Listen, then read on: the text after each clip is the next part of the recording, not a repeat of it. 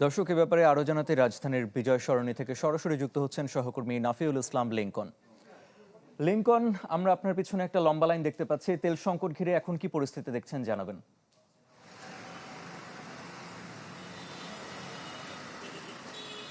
আমি এই মুহূর্তে রয়েছি রাজধানীর বিজয় সরণি পেট্রোল পাম্পে এবং আমরা সকাল থেকে যেটি দেখছি যে যারা লাইনে দাঁড়িয়ে আছে তারা কিন্তু 1 ঘন্টা 2 ঘন্টা আগে লাইনে দাঁড়িয়ে আছে এমনটা নয়। অনেকে বলছে তারা সকাল 7টা 8টা এবং যারা প্রাইভেট কার রয়েছে তারা বলছেন তারা মধ্যরাত থেকে, কেউ রাত 2টা, কেউ 3টা, কেউ ফজরের সময় থেকে অপেক্ষা করছে লাইনের সারিতে। এবং এই তেল পাম্পের সামনে আসতে অর্থাৎ তাদের প্রায় 2 থেকে 3 ঘন্টা লেগে যাচ্ছে এমন দাবি বা অভিযোগ করছেন কিন্তু পেট্রোল পাম্প সামনে যারা লাইনে দাঁড়িয়ে আছেন। এবং যারা রাইড শেয়ার করেন তারা কিন্তু চরম ভোগান্তিতে রয়েছেন। তারা বলছেন যে দিনের প্রায় উল্লেখযোগ্য একটি সময় অর্থাৎ 2 থেকে 3 ঘন্টা যদি তাদের তেল সংগ্রহ করতে চলে যায় তাহলে তারা তাদের আয় রোজগার কিভাবে চলবে সেটি নিয়ে তারা কিন্তু অনেকটাই চিন্তায় রয়েছেন।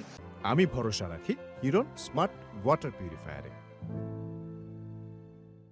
যদিও আমরা গত কয়েকদিন ধরে সরকারের উচ্চ মহল থেকে জ্বালানি মন্ত্রী এবং সংশ্লিষ্টরা কিন্তু বলছেন যে বাংলাদেশে জ্বালানি তেলের কোনো সংকট নেই, ডিজেলের কোনো সংকট নেই, কেননা জ্বালানি চাহিদার প্রায় 60% কিন্তু ডিজেল নির্ভর। এবং আমরা জানি যে মাত্র 6 থেকে 7% কিন্তু অকটেন বা পেট্রোলের চাহিদা।